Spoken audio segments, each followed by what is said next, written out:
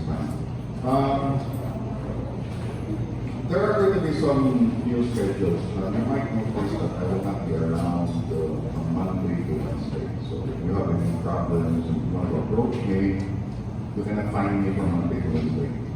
Okay? So usually it's Thursday, Friday on schedule.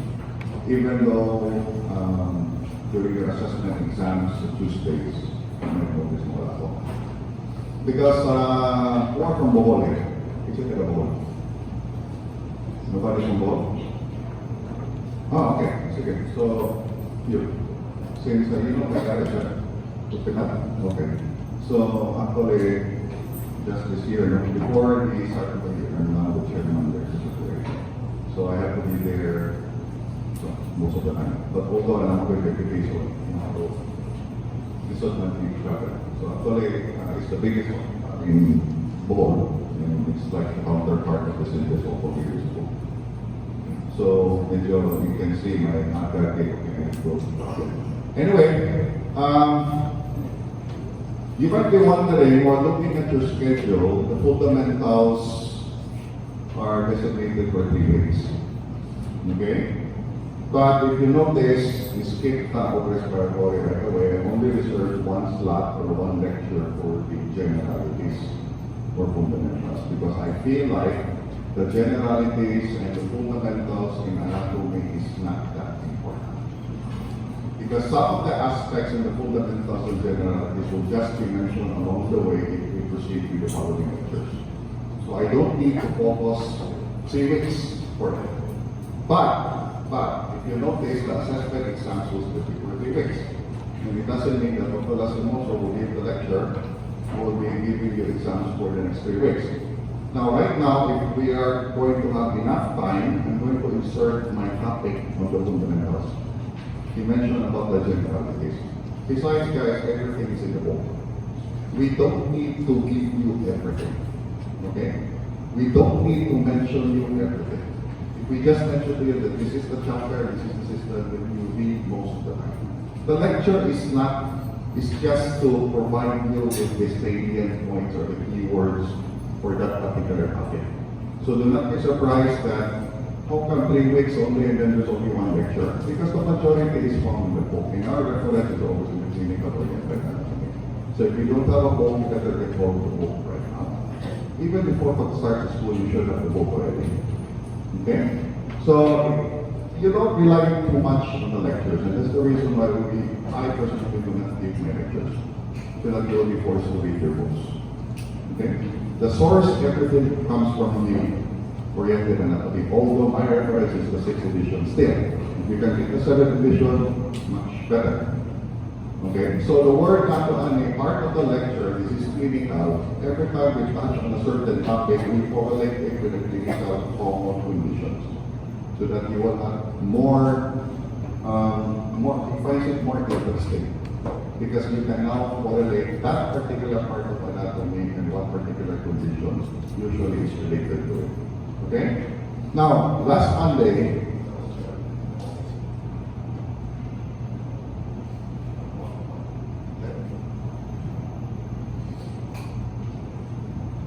hello. Last Monday, I got a call from your governor. Your governor, you know your governor, right? Okay. To invite me as one of your inspirational speakers. So for years, I can.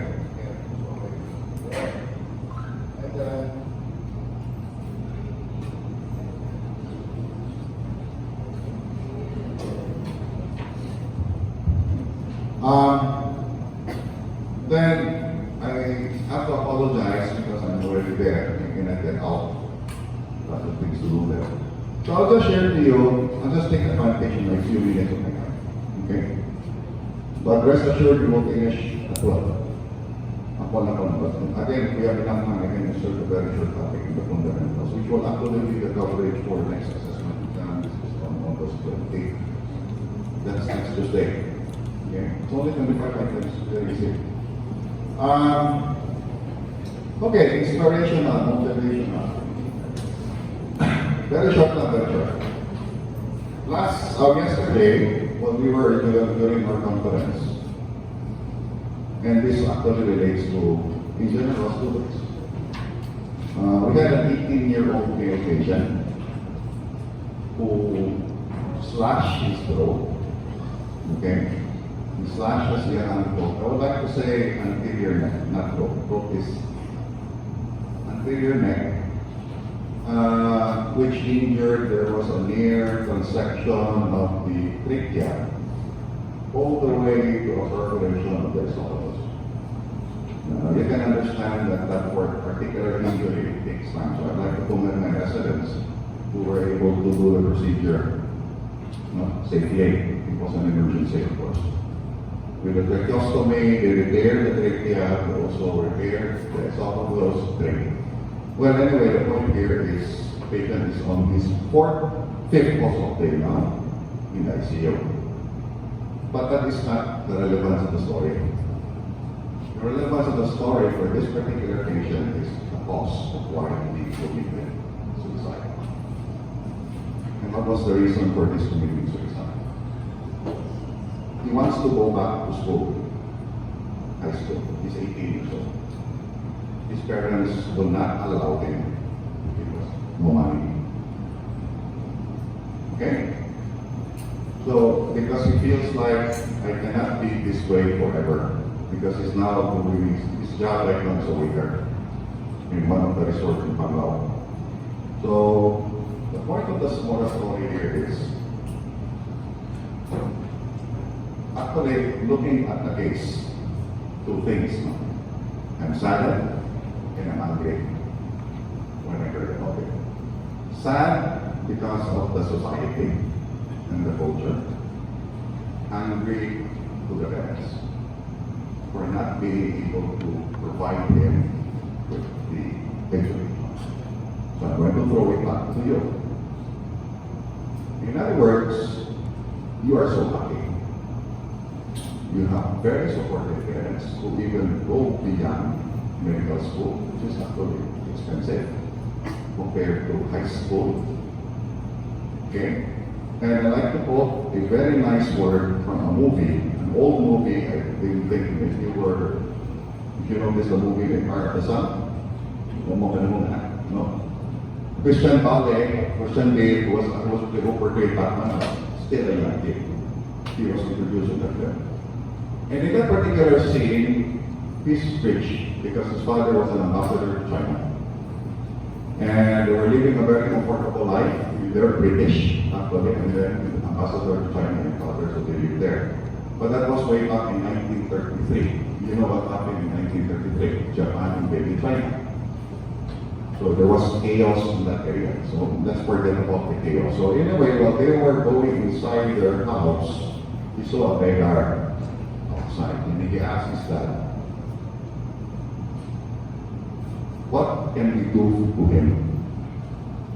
Then the father replied, his father is a man of few words. So his father said, he's lucky than few, we're lucky than most. Okay? So meaning my point here is that you are here now, do not waste your opportunity. There are many students or people who really wants to go to school but they cannot afford, meaning the parents. I know some of you are self-supporting, but the majority of you are still parents. I know that. When I can see the faces who are still supportive, full support with it. And some of you are scholars, right? But again, if you're a scholar, the more that you're not supposed to waste the opportunity. Correct? Because someone is spending for you. Of course, we can talk about the payback, and that's beyond our discussion. So my point now is, if you're already here, do not waste knowledge, learning, because there are really a lot of students. And the problem here in our society is like this. I don't know in other countries, but I don't think you have that in Japan. That's right. It depends on the society, the culture, right? Government, you always blame the government for not doing its job, corruption, etc. You can still say everything you want. I was looking at some of your posts. I think majority of you attended the last Saturday's event. Majority of you attended it. Wala. the mundo, granate, what coming No? Karoon ba? Okay, there's nothing wrong with that, no? There's nothing wrong with that. Do not focus on that. I know social media right now is emphasizing much on, the likes, just like what happened to last year. I had a student, high potential, sige nag-post, no? Sige nag-post. For everybody to see motivational quotes, inspirational quotes. Magkakasyon mga inspirational quotes. This is my life. Unfortunately, she failed in your anak ko. And then she took it out. So again, do not waste your time in quoting. It's more like doing action rather than quoting. Okay? So you're now here, and this is the time now for you to be serious, focus. Think of that 18-year-old kid, I hope, the good student. It can be a motivation. The sad part is he's fighting for his life right now because of complications. So esophageal perforation, those are the biggest things. If you have a megastymitis, that's a very poor prognosis. And just because the parents cannot, there are a lot of options. You have a lot of options. The sad part is the parents did not exert effort. Pwede nga, public schools doesn't do that. But this one exert effort.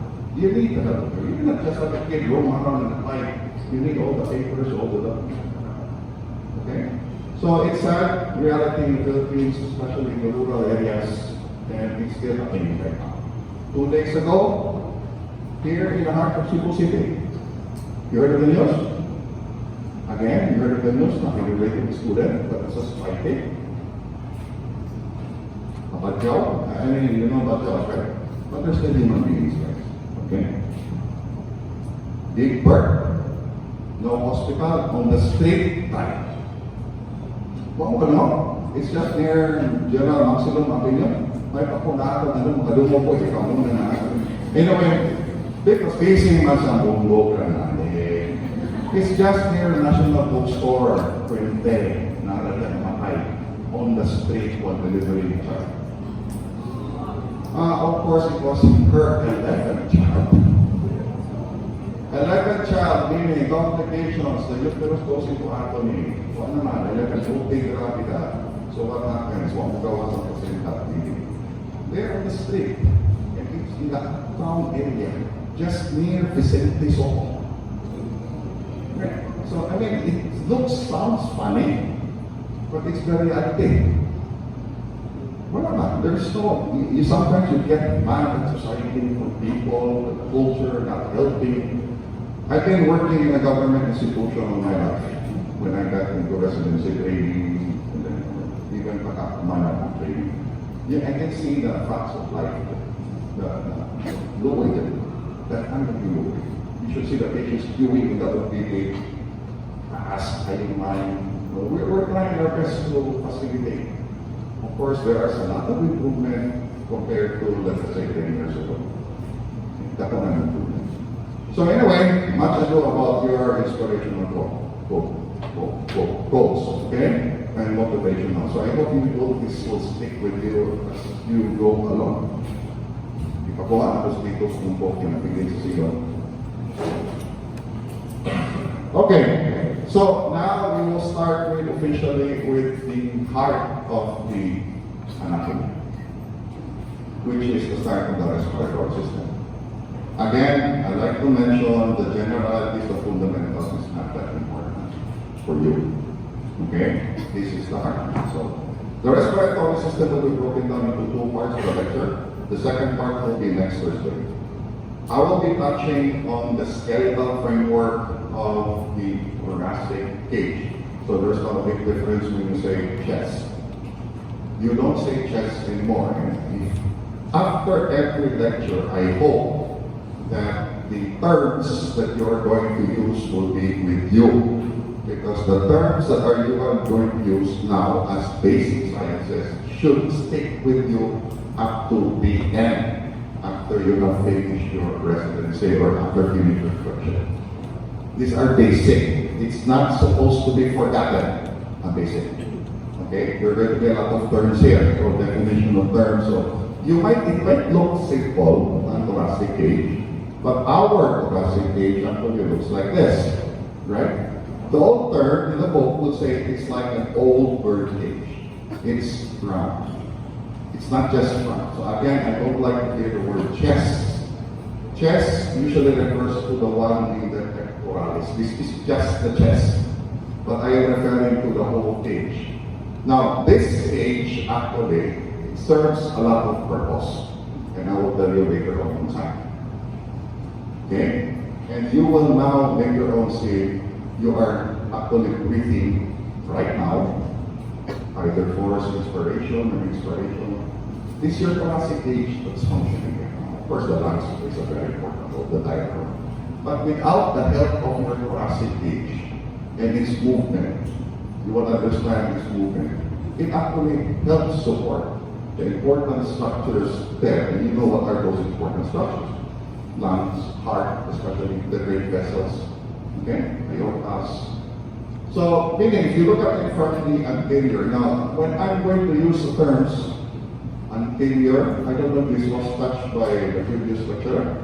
That's right? Good. Okay, so I don't need to repeat that one.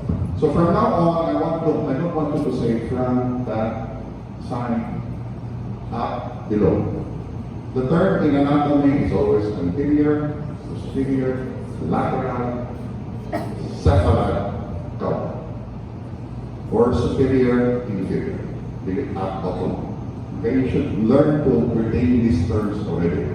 Abduction, adduction, ipsilateral, contralateral. These terms are going to be with you for the rest of your medical life. Okay, especially what are you. Yung more naman siya mga acceptable. Now, this is the front. Ako na yung break cycle. This is the anterior. This is the posterior. If you notice, you have your breastplate or your sternum and then your ribs. And then at the back, still your ribs, and then you can see your vertebra. Take note of the approach. Now, simple na kayo, right? Okay, ribs, sternum, But remember guys, again, as I mentioned, in identifying the parts, I want you to identify the specific parts. And there are a lot of classifications as far as the ribs are concerned. So, okay, if we're going to break down the whole thoracic cage and these attachments that is comprising of the sternum, we have 12 pairs of ribs and its corresponding costal cartilage. At the back, yun ang back natin posterior is 3 syllables, bakit shortcut. 12 pairs thoracic vertebrae, take note, thoracic vertebrae. We're going to use shortcut terms, taas kayo ang thoracic vertebrae. Right now, which is actually acceptable when I say T1, that is thoracic vertebrae 1. T2, these are all acceptable, even though sa lumbar, yung L1, L2. Again, that can also mean the spinal nerves. If I say T1, T2, T3. Okay? Shortcut na lahat. I want to say thoracic vertebrae 1. Okay? So, 12 pairs, and in between this vertebrae, you have your disc, which acts like a cushion. So intervertebral, especially in the body.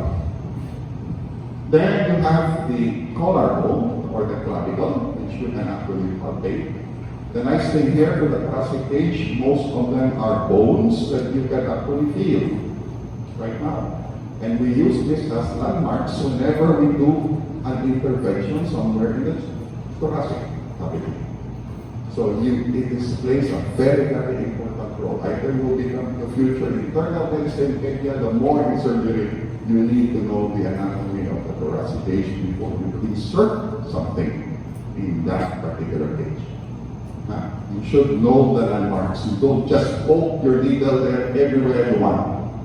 So clavicles and your scapula is known as the pectoral girdle. Okay, so we will be focusing on these blue areas now as a orientation. We have 3 cavities in the torso. Orientation. Thoracic cavity, abdominal cavity, the pelvic cavity. Okay? So So focus na lang sa approval, going through all of this later on as we proceed. Okay, thorax, primary organs responsible protection, either respiratory and cardiovascular. You have two compartments on the thorax.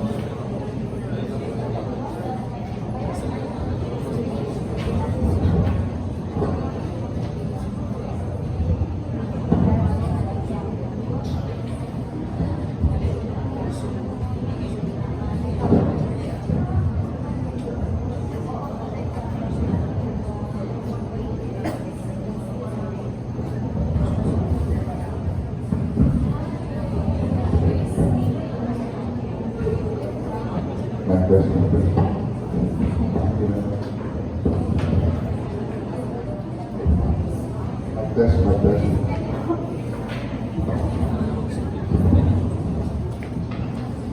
Mic. Mic test. Sige, ganyan na. Okay lang. Isa yung frequency ng microphone.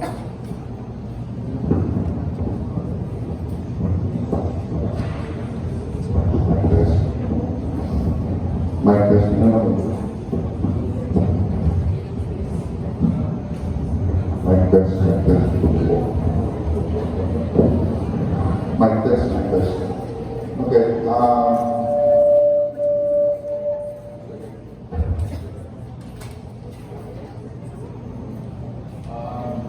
okay, so compartment, central, we just find out. We will be touching a little bit on the just find out. I just mentioned about case regarding the meningitis, so you understand how this explanation there's a problem with the airway. So lateral compartments primarily made up of your pulmonary cavities, as the word implies, houses both lungs. Okay? So it's that quite simple if you look at it from the bigger view. The lungs will be touched on the part 2 lecture next Thursday. And we can understand it's not just enough if you look at the lungs itself, you have the upper, middle, lower for the right lobe, for the right lung, and for the left lung, you have the upper and lower lobes. It's not just that. You need to know the bronchopulmonary segments. There are about 10 on the right lung, about 8 to 10 on the left lung. You need to memorize them, and there are names, okay, for that specific. So anyway, that's for another topic. That's for part 2. For the wall, we will be touching on the cage. We are touching right now. We will be discussing the muscles, especially the muscles responsible for respiration. Something interstitial fascia, we will be focusing more on the anterior lateral aspect of the thoracic cage. Primarily because the anterior lateral aspect, meaning anterior lateral, are the ones that are responsible for respiration. Nothing to do with the posterior, okay? Support for the posterior, including the partner. Now, these are the functions of the thoracic cage as a whole. It protects, it uses as an attraction and dynamic anchoring structure, which makes the thoracic cage flexible and movable for the lungs to expand, to give them more space. Number 2, let's take here is negative pressure. We all know that the thoracic cavity, especially the pleural cavity between the costal and orbital and the visceral pleura, is mainly made up of negative pressure. What does negative pressure mean? Okay? So meaning, our environment in relation to the thoracic cavity is what? Atmospheric pressure. If you consider as the baseline normal, the abdominal cavity is positive pressure. So any break in the pleura, any break in the fascia of the thoracic wall or the cage, what happens? It sucks air. Okay? So if you have penetrating wound, for example, on the chest or thoracic area, if there is a penetration all the way to the pleural cavity, it sucks air inside. And that is what we call pneumothorax. Okay? So common clinical condition. But of course, it's not just the pneumothorax that you have to deal with. Because when you penetrate something there, you include the muscles, you include some of the vessels, it puts also blood inside. So if there is fluid, if there is blood inside, plus the air, you have a pneumothorax. Okay? And the first thing that you have to do there as an emergency is to evacuate the air, evacuate the blood. Because if not, lungs cannot expand. Space on the pulmonary cavity on that particular side becomes small, it pushes enough pressure to the other side. And that's the reason why patient goes into dyspnea or respiratory stress. Because it's big on the other side, or the contralateral side. Okay, so we will be expounding on that later. I will show you some of the x-rays. So okay, thoracic cage, the yellow one here would indicate the bones. The blue there indicates cartilage. You need the cartilage. Now take note of the number of costal cartilages in connection with the number of the ring. Okay? So if the ring say 1, 2, 3, 4, 5, 6, 7, 8, 9, 10. Where is the 11 and 12? What? Yeah, it's quoting a very simple. You cannot see it at the front.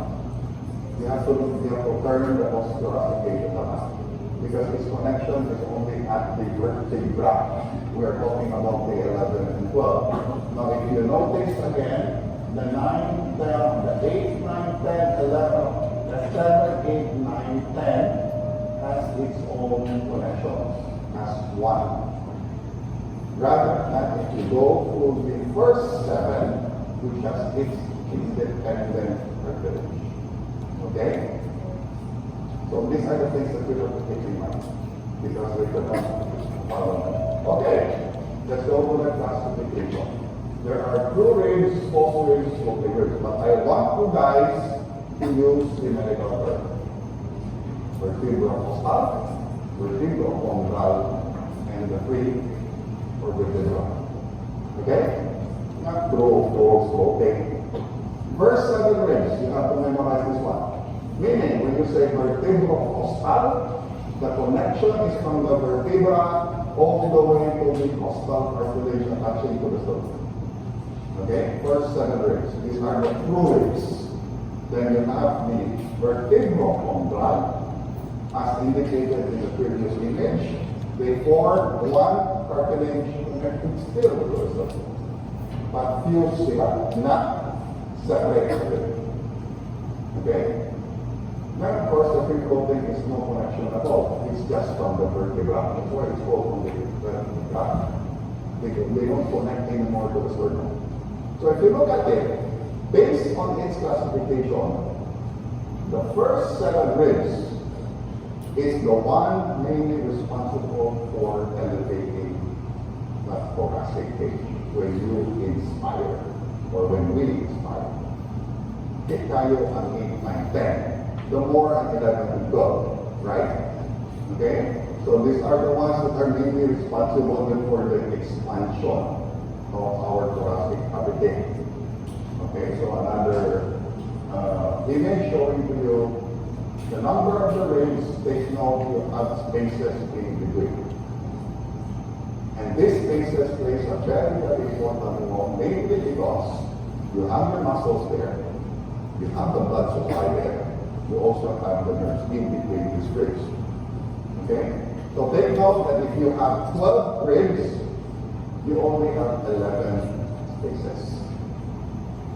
Which is actually common sense. In between mga. So we have only 11 what we call ICS. Shortcut na tayo. Sometimes you have to understand me and have to abbreviate. These are acceptable terms. So when I say ICS, understandable because of how it takes. But in the practical exam, I like to teach you, ayaw sa mo sa inyong level, you must write the application. You need to write the proof. Okay? That's part of your training, over. Okay, let's go first from above. Let's go first to the clavicle. I just want you guys to look at the 2 important parts of the clavicle. For sternum and acromion. That's it. Forget about the trapezoid line, the body, no challenge for you. Okay, it's not very important. You have to provide over there, so it's okay. You just need to know the sternal end and the acromial end. Meaning, sternal end, there is a part of the sternum which is actually a part of the clavicle connecting to it. The acromial end actually is connected to the acromial process of your scapula. So, again, looking at it, sternum, scapula. Okay? That is about looking at it from behind, that is from the front. So from now on, when you go to your favorite restaurant and an order will be demanded, make sure that you get the typical ribs for the 2 ribs. Why? Because that's where the meat is more. If the waiter gives you a rib 8 or 10, it is in a rib, and you pay the same. So What to go, you have to specify whether can I get the second to the sixth rib. Because for that, you have to keep the muscle. Okay? Actually, what you're eating are the intercostal muscles. In the belly button. Okay? And ignore the fascia. So now, you rather get out of the bottom of the intercostal muscle. Okay, now besides the first classification, I want you guys to know also what are typical, what are atypical. So, classification. What makes it typical? The range 3 to 9, primarily because of these four things, which you can find a particular structure from typical range. Mainly, the head of a typical range should have two facets. Okay, what connections? Crest of the head, neck.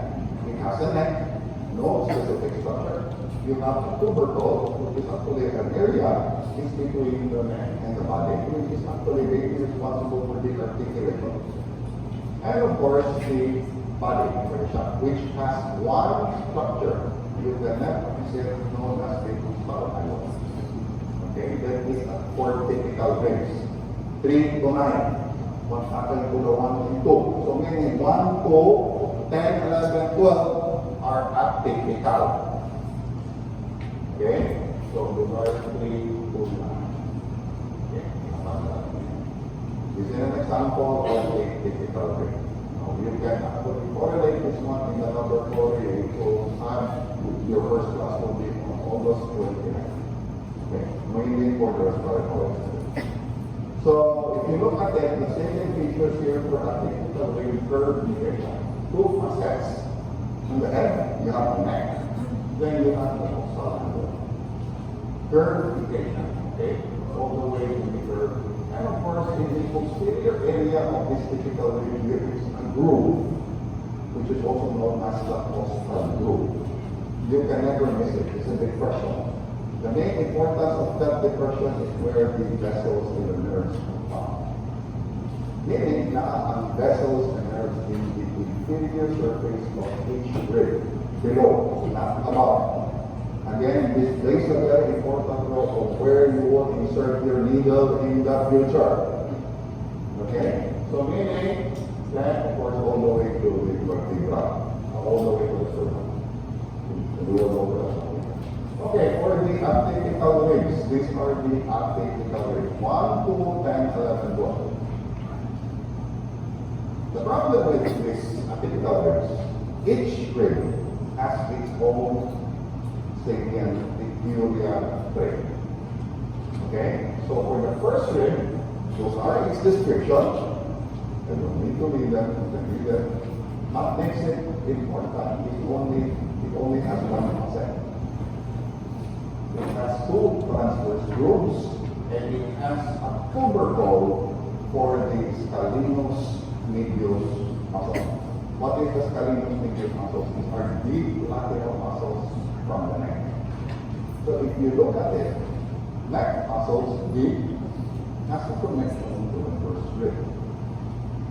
So we're now talking in the muscles of respiration. So meaning, if you're going to inspire, especially forced inspiration, you need the help, a little help from the neck.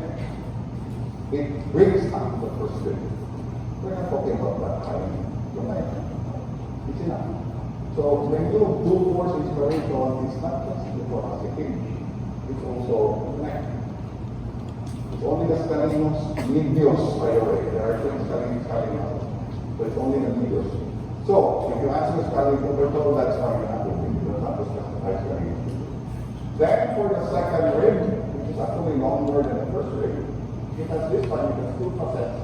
And it has a tubercle again for the serratus anterior muscle, which is a deep or layer muscle found on the chest lateral. Here, you can actually feel your serratus anterior. Monitor serratus anterior. Okay? So meaning, it has a connection all the way to this second rib. That one. Really? Okay. Of course, it is covered by the pectoralis, by the fascia. But the we have examples of continuous here. So not the connection of the way to the spinal. That is where it goes. That's tubercle there. Okay? Then you have the 10 to the 12. Again, it only has one facet. And of course, the 11 and 12, no specific structures at all. The vertebral or the three sloping ribs, what did share structure? We are going to hide, we're going to touch the 11 ribs and the answer 11 ribs because there is no specific structure there. Okay? No thing like that. First rib, second rib, take note of the difference. The red one there is actually the site where the muscles will be inserted. Okay? Now take note of the first rib, you have the tubercle here for the spinal radius. Of course, in your specimens downstairs, it's not color-coded after. So you have to look for that particular tubercle. You have to orient it. Take note that it's only found in the superior above. No structures behind. Figures only all above. So that is your serratus scalene muscle. For the first rib, that is the serratus anterior that I want. Okay? Tubercle, that's the tuberosity. When you say tubercle, it's a little bit of an elevation on the bone. Okay, correct? So you have to identify that muscle. Okay. I know that there are a lot of bad numbers there on this. One thing you need just to correlate, because in anatomy, guys, you don't need to study everything. All you need to do is that particular structure, what is it big? Very important structure. More than purpose. The reason why we hold your lecture is we give you what the must knows or the should. We don't talk about the lines, because there is no clinical importance in the first place. Okay, this is clinical. So we have to correlate the important structures which is possible for its physiology function or even pathology. So if you look at it, pathology is important. Okay? So I'm emphasizing to you right now. Again, the ones that I'm mentioning right now are most likely that will come up in the exam. I will not ask you about the lines when I even go to you. Do not worry about the lines, and then you study about the lines. So what I'm mentioning right now is actually can be claimed one, can be an answer. One particular example, there's no inauguration, I think it was the Department of History. Which of the following muscles is connected to the first rib? Okay, so just give me an example. Now I give an example. So it's direct to the point. Recall, total recall, and you have to understand why is it there. It's not just, okay, the scalene muscle is there on the first rib, period. You need to know why it's there. It's not just there for the decoration. It has to have its purpose. And I just mentioned to you the purpose. It helps elevates the first rib for the apex of the lung to have room for expansion. Okay, so you need to know the function and its purpose. It's not just memorizing from A to B. You have to understand another view of your first rib and your second rib. Before you identify the specific structure, of course we will not place the first and the second rib for you to compare. There's only one rib there. You have to know what rib am I talking about. So the first thing that you say, this is the first rib. There's a bonus there. You should know both sides after in the first rib. Okay? Take note. 40 seconds. We're also teaching you time. The main reason, guys, there was a student before during a practical exam. But why 40 seconds? Where did you come up with the magic word 40 seconds?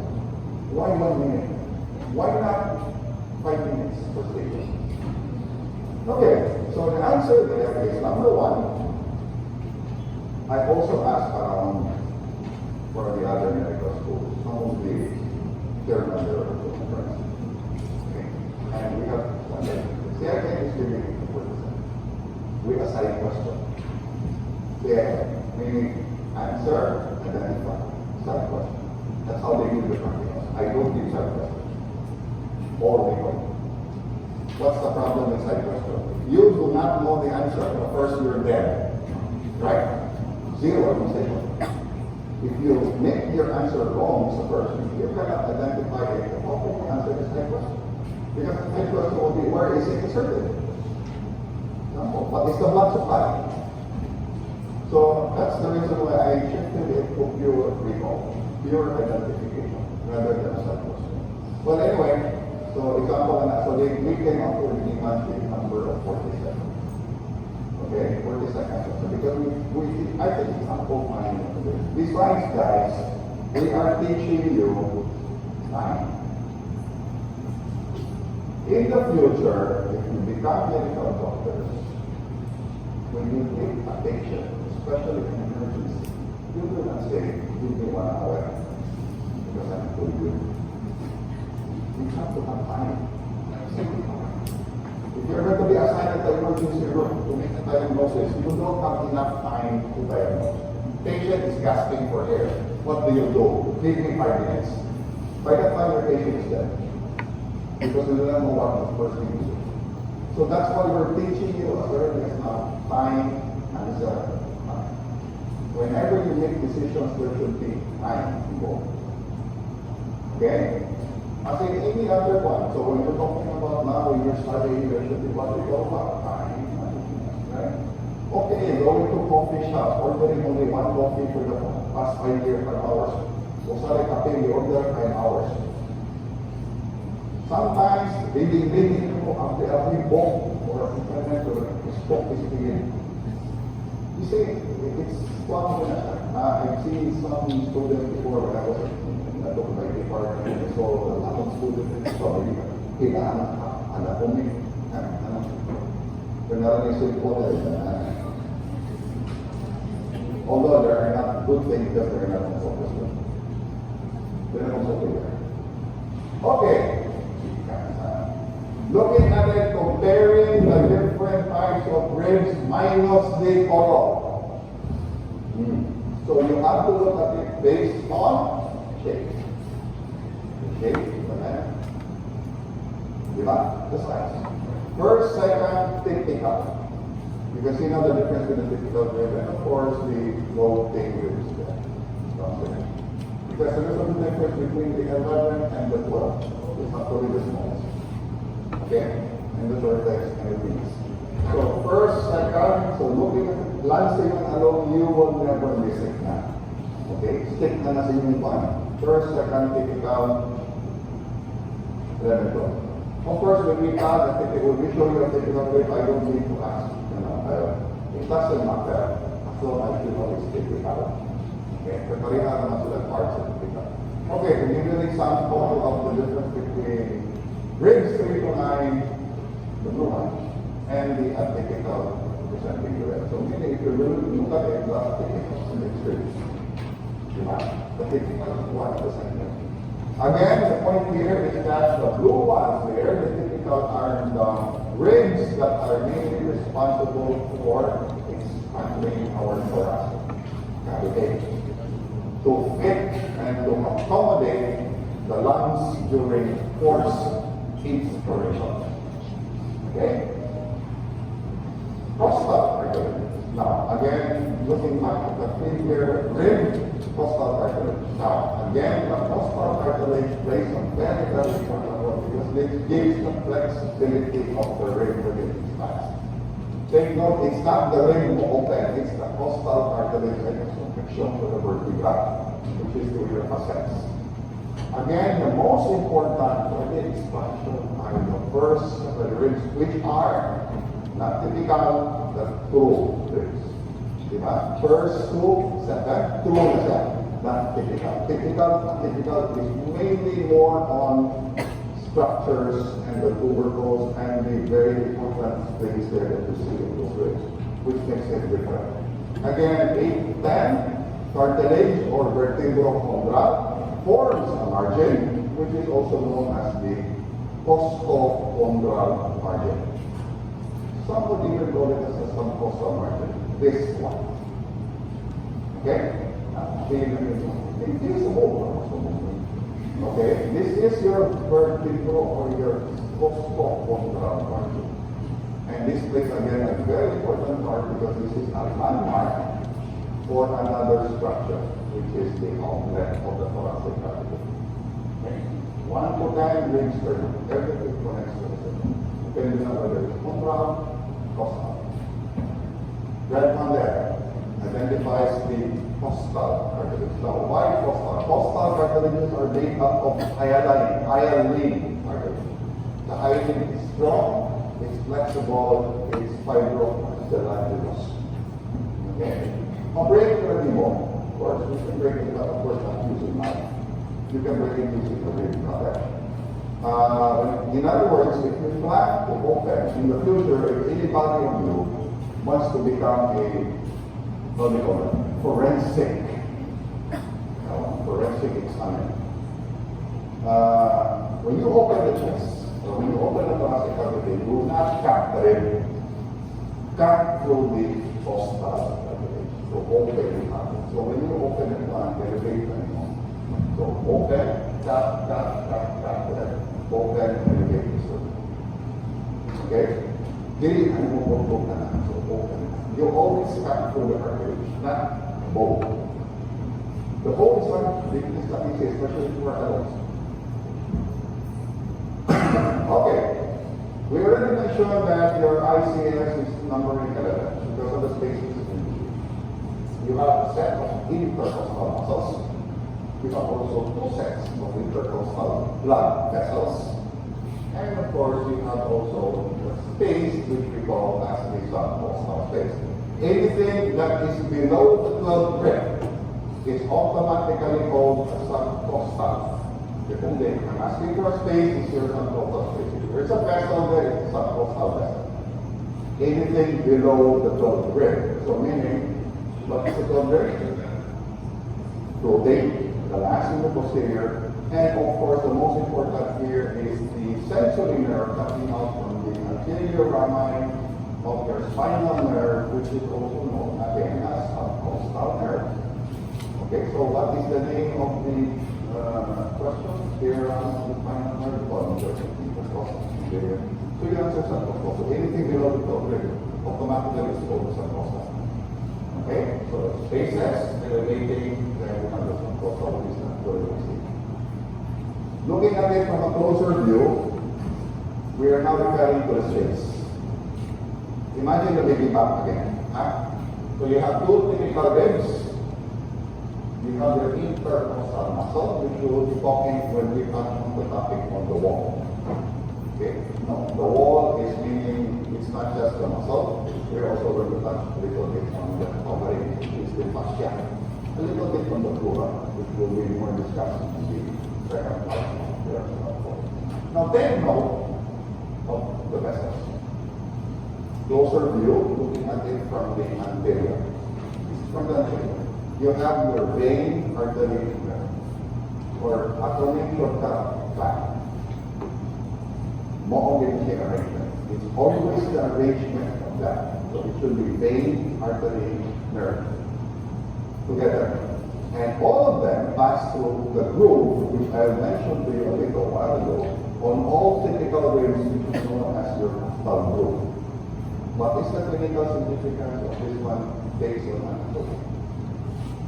That is the reason why when you become an IM in the future, or a pulmonologist, or even a person, you insert a needle, what we call thoracentesis. You heard of it, right? Who knows who are nurses here?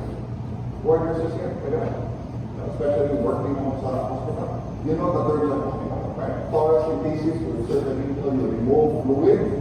So it's only intermittent, you don't put it in place. And of course, in surgery, you do what we call the chest tube insertion or the closed tube thoracostomy. So we put a bigger blackboard needle, we put it in place about 2 to 3 days, we leave it alone for it to break. Now, what is the implication here? Every time we insert the needle and the tube, we always insert it. Mind you, always insert it above the rib. Above the rib. Meaning, if I want to insert it on the 5th intercostal space here, then why do we insert it on the lateral area, not on the anterior? It's because thicker muscles here. Because of the pectoralis. we insert it always at the lateral or the axillary line. We insert a tube even for thorax. For the thoracic cases, we cannot fully insert it at the back, below the scapula. Again, keep your muscle. Okay?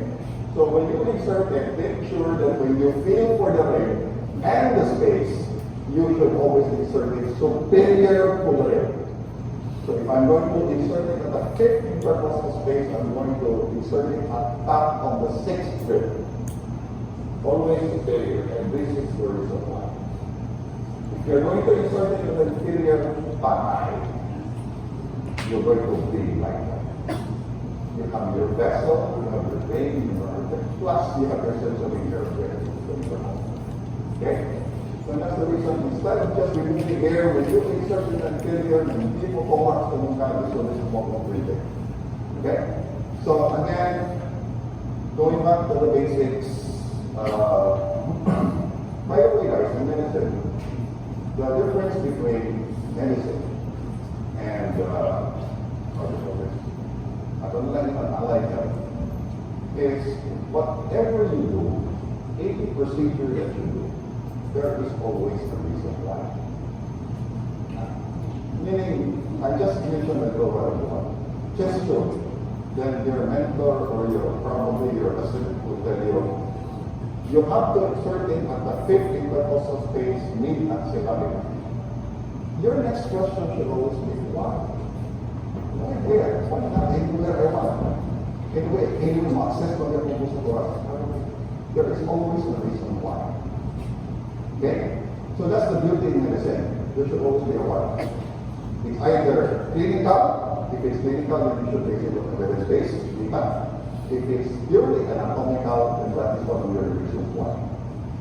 Okay? If you miss your anatomy because you're absent now, then you insert the tube anywhere you want. Patient will go to the right in front of you. Okay? Then that will be the last time that you will discuss from the hospital. Okay, now that's okay. Okay? And now this one is looking at it from the posterior. The posterior is posterior. See how it goes. It's in your back.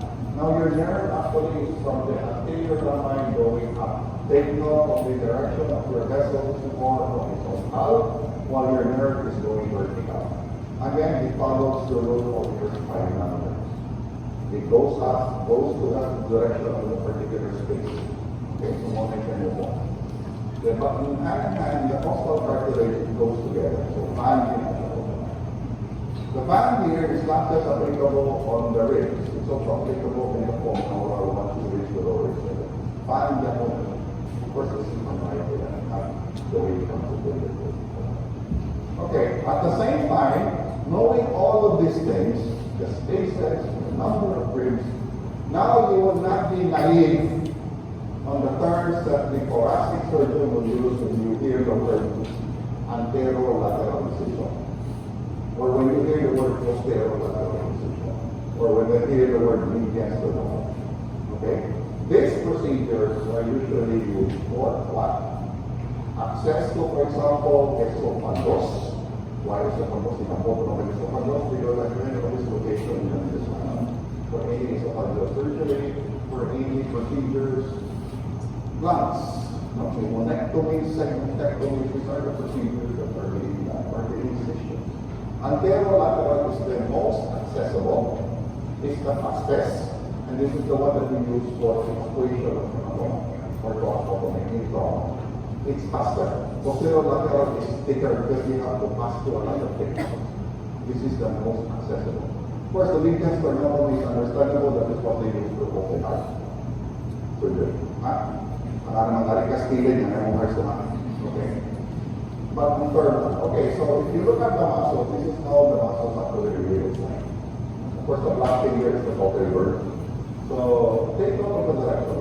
How you're doing it, that is how you're doing the muscle looks like. You can hardly see the vessels in actual thing. But now you know it's in the interior border of each rib. So you try away from it. Okay? Because when you go to anatomy, you're going to make a decision on the intercostal muscle. So again, the direction should always be above, not below, to avoid the okay? X-rays. This is a good example of what we call flail chess. So when you hear the word flail chess, you have two rings, two fulfilling consecutive rings that are structured, meaning it should take two to play. Patients come here with what we call a very physical term, paradoxical. When we breathe, chest expands, abdomen flattens, right? Paradoxical, meaning opposite. If a patient with a flail chest inspires to breathe, collapse and chest, abdomen dispense. You see a patient that will think of flail chest right away. Okay? You can of course, you need X-ray to document it and to know which particular rib fracture. Okay? Quite common in nuclear accidents. What happens? Of course, with a flail chest, you have an open or a break there, the skin forming the pleural, and then you see air goes in, and this is what actually that's not lymph node. That is the trachea, that is the ventricular tube, it shifts to the other side. If you notice, it's supposed to stay always at the middle for a chest X-ray. If you look at the chest X-ray, you have your chest X-ray, right? Have you seen your chest X-ray, or have you seen only the official result? One of the things that we are going to teach the students here is when you have your chest X-ray, take a look at the X-ray. Do not rely on your normal or the official findings. We always teach students that way. You have to look at the film. CT scans, MRIs, mammograms, etc. You have to look at it before you go in official readings. Okay? Official readings can actually be mistaken. That's operator dependent. Now, anyway, trachea shifts to the contralateral side. You have your fracture here. If you notice your trachea is shifting with the bronchos here. Okay? So chest X-ray is not just looking at your lungs. You have to look at all the airways. You can see the trachea is shifting the mind. Meaning there is excess air inside, pushing the other intestine to the contralateral. Okay? And that makes this one. So you have to look at it that way. You insert the tube to normalize the negative pressure to atmospheric pressure. And that is the purpose of why you insert a tube. To convert the negative pressure to atmospheric, it's at the level of your environment. And that is where the bottle comes in. If you notice, it's not a bottle, right? So boss. Okay, so insert the tube in the bottle. Because it converts it into normal atmospheric pressure. So when the patient breathes through it's not supposed to come back. Excess air is removed. Of course, there is what we call a thoracic pump, which actually is continuous force relative pressure. The difference between a suction apparatus and a thoracic pump is the thoracic pump can withstand 12 hours straight without overheating. Okay, so again, it's a special equipment, it's not a suction. Suction you can do it only intermittently. We try to put a suction, it will overheat it 30 minutes. Because it is not intended for that long standing continuous. So again, there's a lot of things that we need to know and to do this things properly. Okay?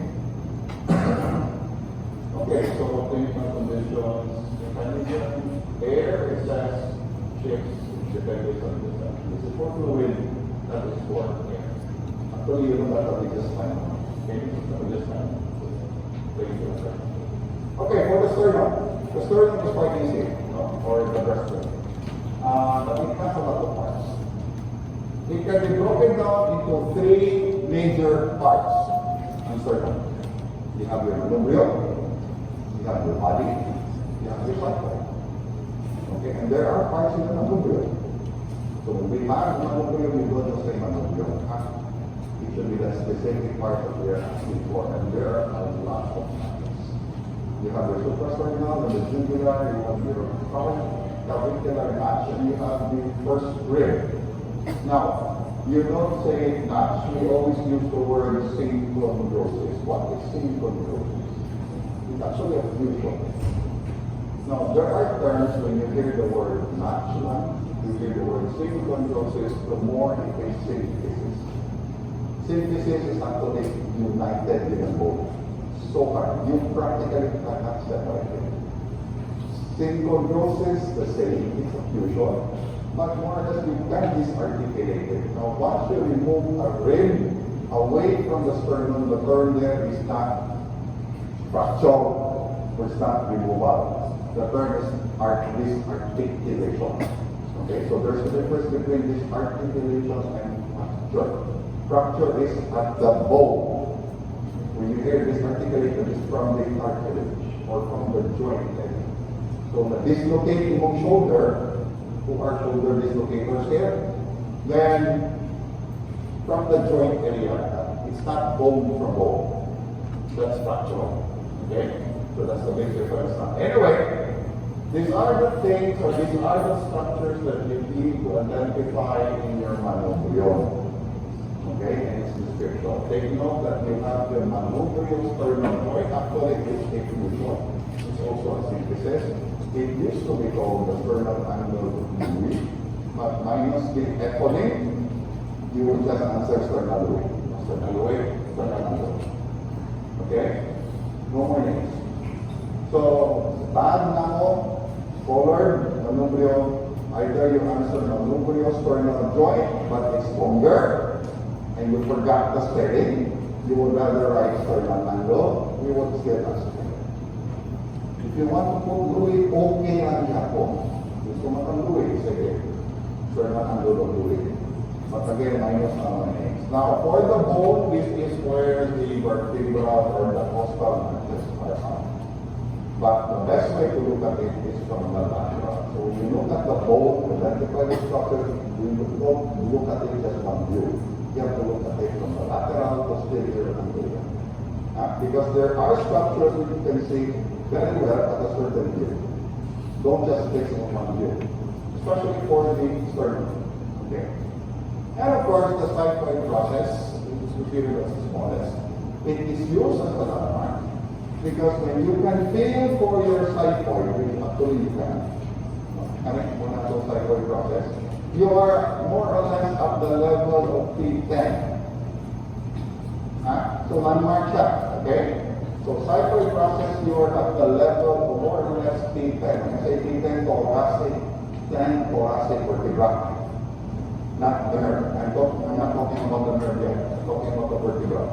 So T10 level, you have two landmarks. You have your xiphoid sternal joint, which is actually used as we consider as the inferior ligament of the cavity, and your subcostal angle, which is actually considered as the inferior ligament of the inferior thoracic aperture. There's a difference. Okay? So this is sternal joint. Sternum and its attachments. Take note of the costal cartilages that are attached to the sternum. Nakita na rin actually, your suprasternal notch, you can actually feel this one.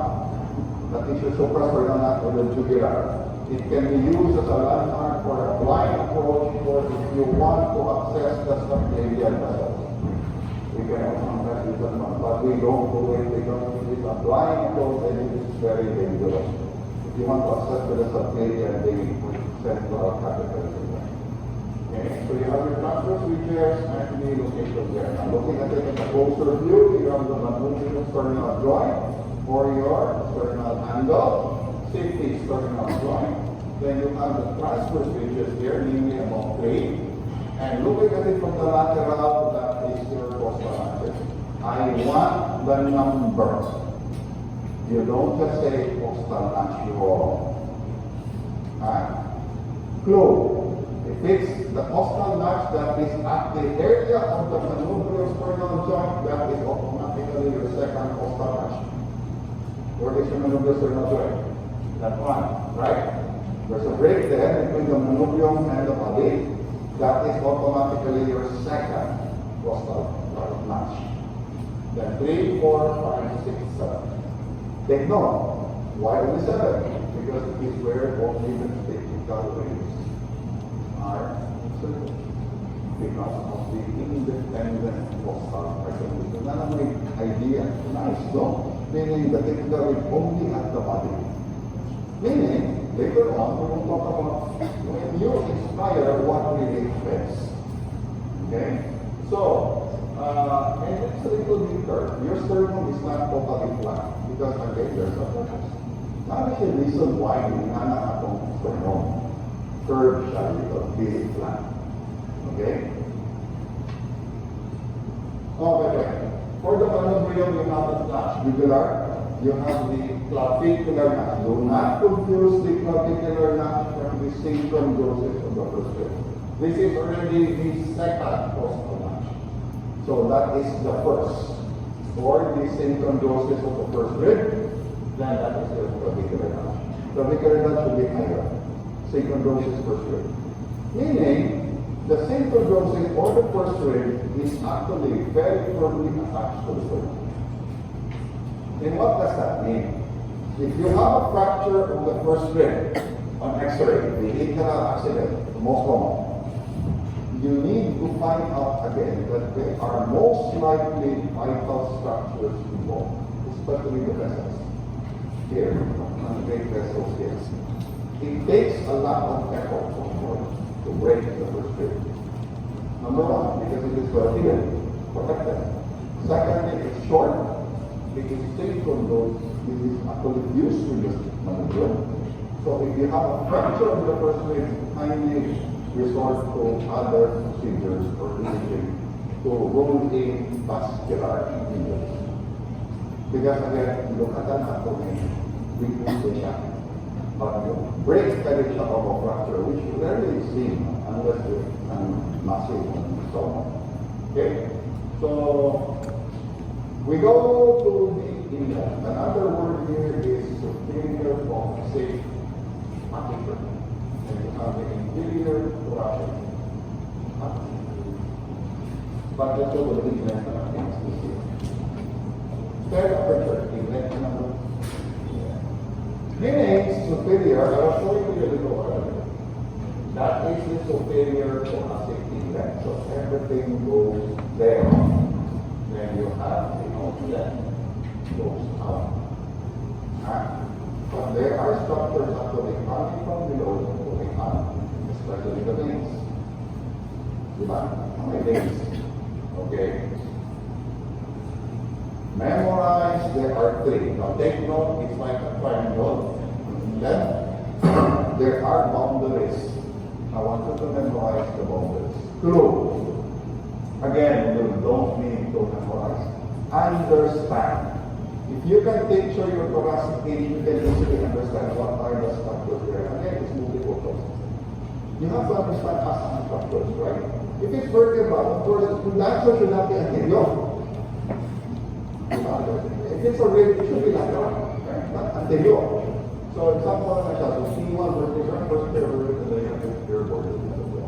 Take note that the normal diameter, normal size of the thoracic cavity, antero-posterior is only 6.5 centimeters. We're talking about the inlet. And the transverse diameter is about 11 centimeters. That's small. Okay? With very vital structures passing through it. So a base is 6.5 to 11 centimeters. We are there. Memorize. Therefore, we need to learn. Because take note of the outlet. Four sides there. Okay? Okay. Again, understand, not pure memory. Visual, and then earlier. So you have posterior, you have posterolateral, anterolateral. So now fusion with the lateral anterior posterior. That's outlet. Okay. That is the outlet. Take note of the red margin there. Then for the boundaries. Picture, you don't need to memorize. If you can picture the thoracic inlet, the thoracic outlet, you can actually consider it. Answer the question. Question, example, which of the following structures are posterolateral in the thoracic inferior? Choices. So if you can understand the picture, you don't really need to memorize it. Understand the shape. You want to memorize this one? Yeah. This one are the what we call the joints. Now, if you take note, most of the joints are usually biconvertical joints. Ribs to vertebra, rib connected to the vertebra, connected. Okay? Now take note, these ribs, or these joints actually, from the ribs to the vertebra and where it's are very, very strong joints. But not as strong as the ones that are actually connected to the collarbone or way up here. These are usually, so it should be a little bit dynamic. Terminologies, ribs to costal cartilage in between, it should be intercostal, so forth and so on. Okay? We don't need to specify that they are all again made of hyaline cartilage, just like the costal. So a little bit medyo flexible sila. Because again, part of respiration. Now, taking a closer view, this is how they look like as a joint. They are usually shaped in a radiating form. Not one joint lang. It is more radiation. Okay? Which actually, if you look at it, it covers a whole portion of the head. Okay? And most of these joints are mostly found posterior. You don't see joints anterior. Usually posterior. Okay? So, again, probably one question about here. But anyway, the first question in your respiratory will still be on what? Almost 37. No, it's still on the middle. Probably September. Okay. So you have enough time to do it. So another picture showing to you the connection of the different areas between one structure to another. This one is different. If you look at the costovertebral bone, this you cannot actually separate. This is an example of the thoracic vertebra.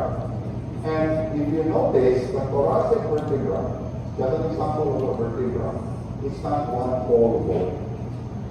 People will need to believe that it's one whole bone. It's not. It comprises structures. Right? You have the spinal process, you have the body, or the lamina, and then it's the backward process. But they are all interconnected with a joint in between. That is what we call as the costal vertebra. Okay? Sternocostal meaning understandable, meaning from the costal cartilage to the sternum. Now, as far as the connection from the ribs to the sternum, they also have that. We're now in the first areas. Okay? So we need the joints, it's not just directly costal cartilage all the way to the sternum. You need a joint to anchor it in place.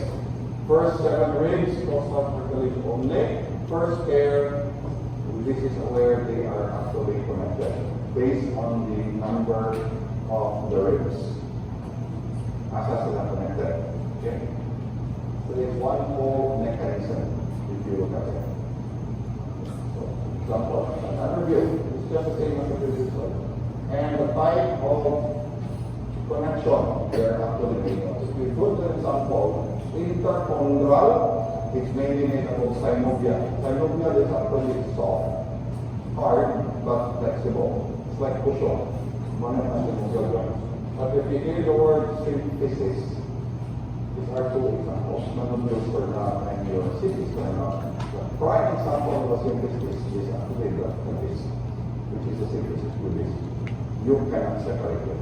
So again, if you see a patient at the emergency room with a disarticulation, a separation of the pelvis or that manubrium, meaning separate the manubrium from the body, the effort or the force that was applied to that area is so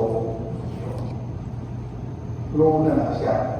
Because you know it's made of synthesis and it takes a lot of force to break that area. So to break that area, think possibility heart injury. Forceful na kayo. Pusong kayo ang force. Okay? So again, the point of fracture, the point of articulation based on the x-rays can actually give us a clue that there are more underlying problems than the one that you can actually see on the surface. based on the connection. Okay, this is the most common rate factor of the municipal one because it's only made up of one certain group. Okay, but for those that are fixed homes, then you need to separate them. Again, guys, anyway, you rarely see these patients anyway at an emergency room because most of them die in the spot. To tell you frankly. Okay.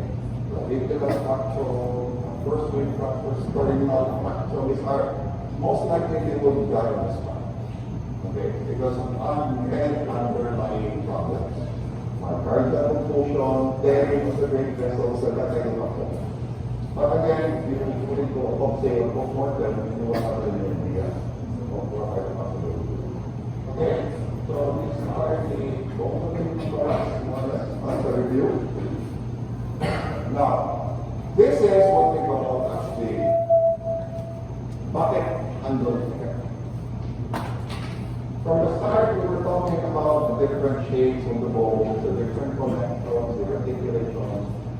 When we break, this is how you break. Okay. The bucket handle effect is based on its transverse direction. So it does not mean that when you break, ang ibong range mo sa half. It's not half, hindi na siya mo ang range mo. Makita lang naman. When you break normally, or through force inspiration, this is just the effect from the costal circulation. It increases the transverse diameter. That is from one side to the other. Again, breathing mechanism only is anterior lateral. Anterior lateral. So it increases only the AP diameter and the transverse diameter. So this is the bucket handle effect. Breathe more. Normally, the costal cartilage, especially ribs, what? 1 to 1 to 7. Now, if you were to do forceful, if you see someone, kita mo someone and you breathe siya, and then you exert siya siya better consider this test. Because these are considered, now take note, there are primary muscles for respiration. There are secondary muscles for respiration, or what we call accessory. We don't consider the neck muscle accessory. Actually, it's part of the breathing. You cannot just see it because it's deep. So when you breathe,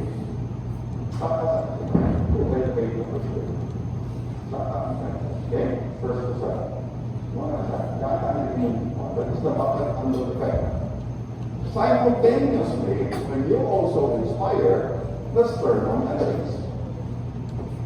The sternum based on the costal notches, the typical ribs that are connected from 1 to 7. Correct? 1 to 7. The sternum. But the sternum does not go like that. It just or what we call as the pump handle effect. But this is our own that simultaneously. So when you breathe, bucket handle, pump together. So breathe mo pa. Stay here when you breathe. Kasi haka yung sternum, but the sternum is just okay.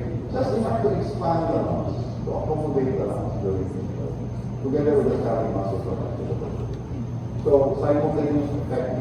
When you breathe normally, we're talking about normal breathing. We're talking about normal breathing, nothing of force inspiration. Especially if you're holding your inspiration.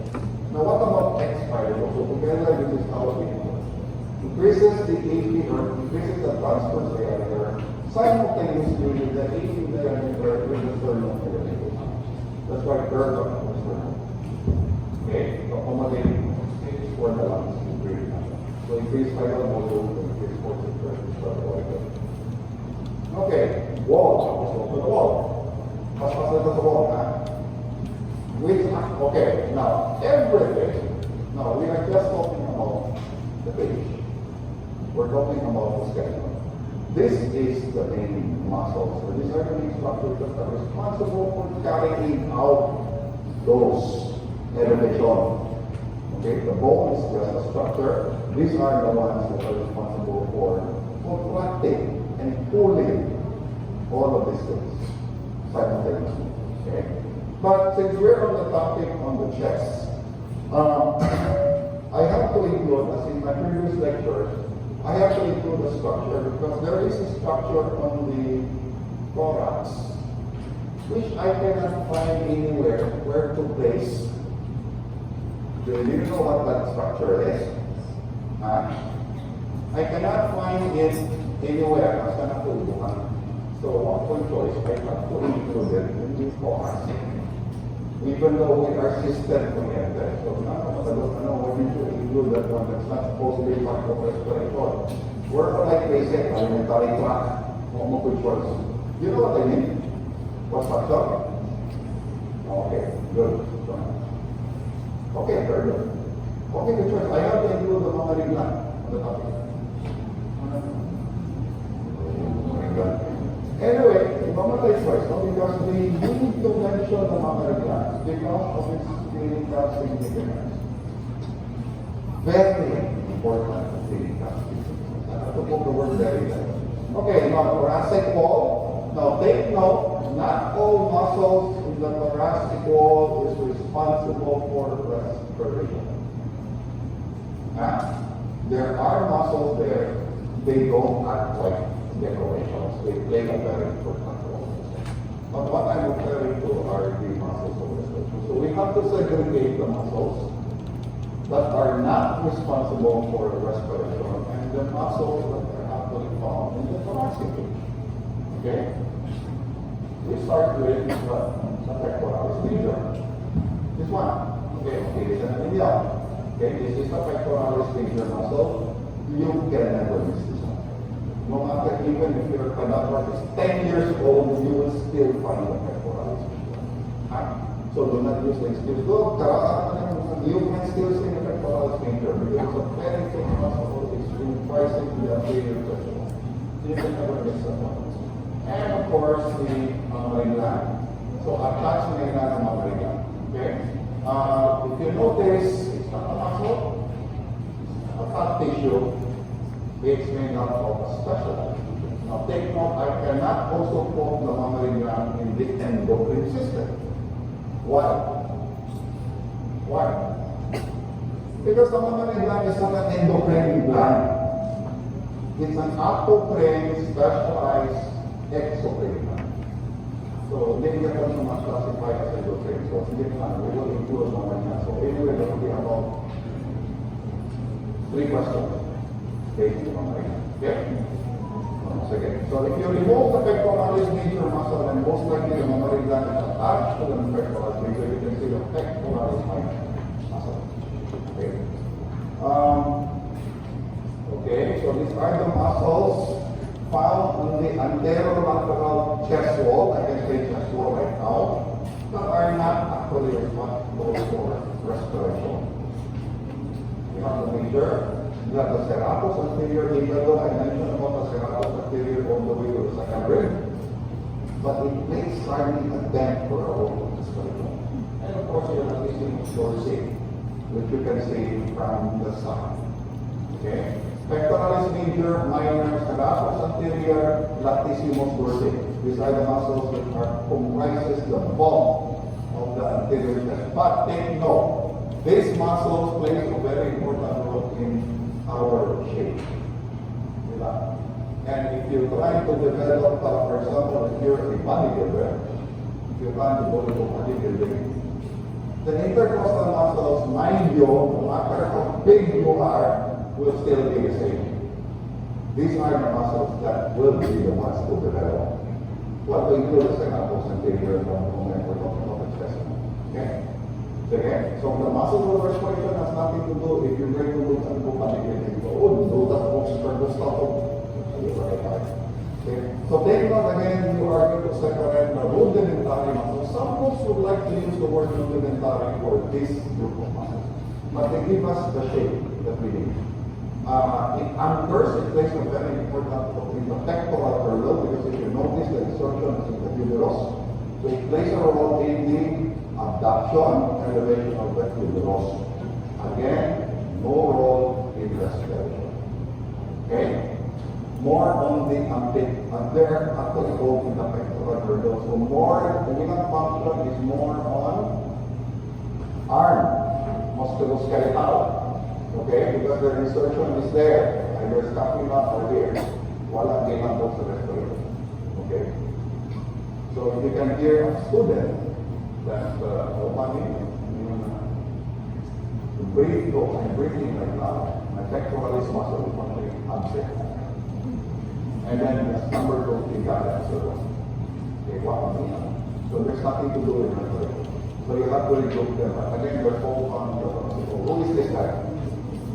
Bruce Lee. You know your boss, 1977. Why am I showing him? Latissimus dorsi?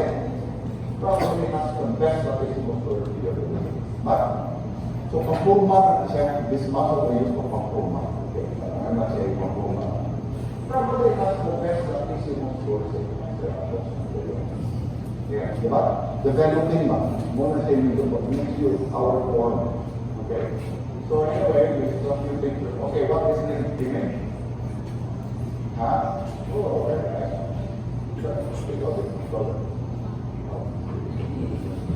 It's a mammogram.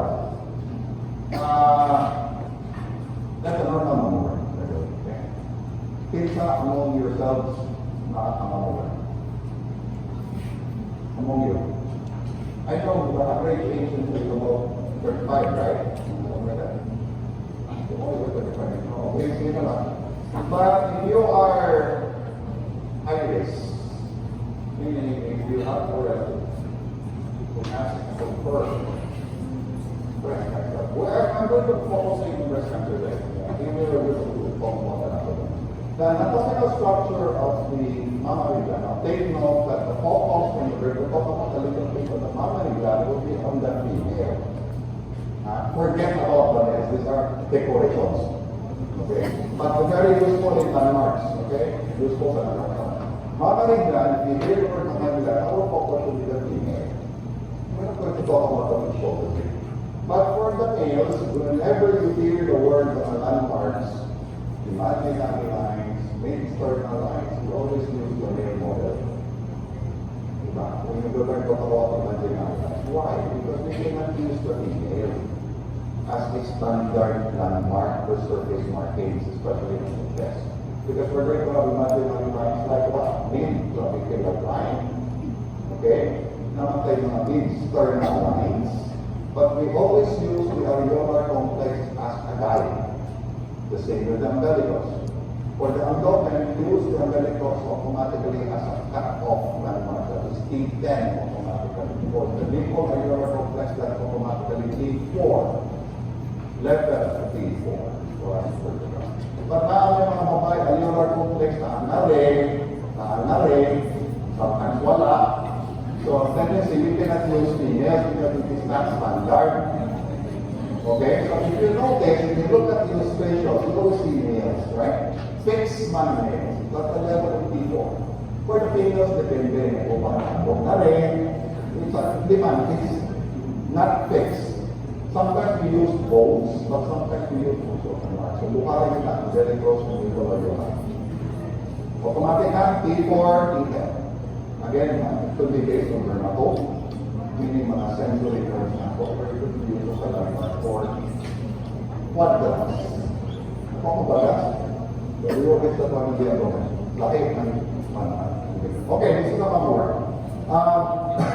Ideally, at the age of 35, for those patients who are high risk, meaning if you have a mother, an aunt, a sister, who is confirmed breast cancer, you should have a mammogram early childhood. Others will be going beyond early.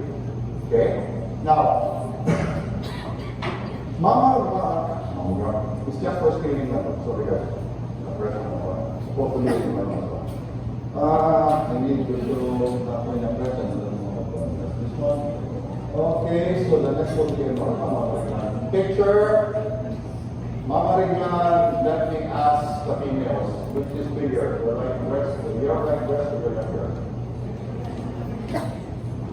Huh? They are all undecisive. Okay. Because there is no relevant question to them.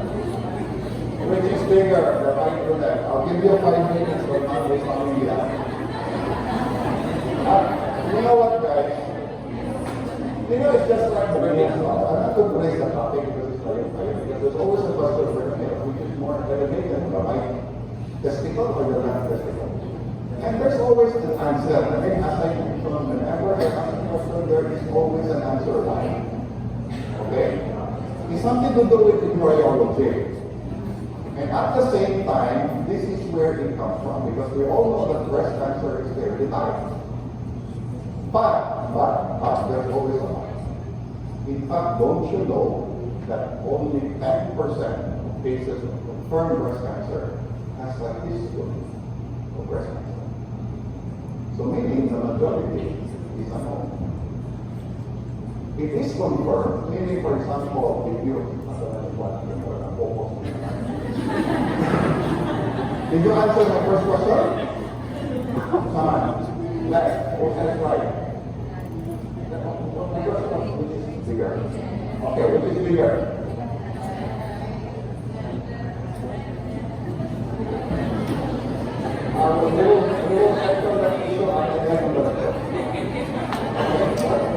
Okay. Cases of breast cancer. Why am I focusing on breast cancer? Because the Philippines, up to now, state as the highest rate of breast cancer in the whole Asia. Okay? We are actually, our college and our society, every October, you heard of the October, right? Every October we do our little part, community service, dissemination, public awareness, because again, you cannot stop patients from having breast cancer. But you can actually do early diagnosis. Once you get breast cancer, okay mo. But we need to get them as early as possible because the prognosis is very high. The nice thing about breast cancer now is because it's probably the only cancer with a lot of treatment options. So the only way you can catch them with a good prognosis is to always get them early. Which is actually stage 1 or stage 2. Stage 3A is still considered early, but when you say stage 3B, that is already when you say 3B, that means you have already asked it. Now, I'll give you an example that is a possible. So do not neglect. You see a patient. Now, I'm trying to listen to you because you might have pagkakotes. Sige na. Uy, iskwila na lang sa bilisip. Pagpusutang na to. Tumukukukan na ho na bilisip. Pero hindi ko iskwila na sa doktor. Pagka-doktor. Baka na naskwila na sa pagka-doktor. Pagpusunta ka po mga to. So you have to live your part, at least in your own little way. If you know, tulong mo, so, but you are now in the decision, you will say, go to the nearest Nabuayo, or go to the nearest Napapanto. Okay, these are supplements not even acceptable. Okay? So even though the recognized by the OAs, the recognized by the doesn't matter. Okay, now, that is very conservative. The ones who see an ulceration in the skin, this will automatically mean, or, you know,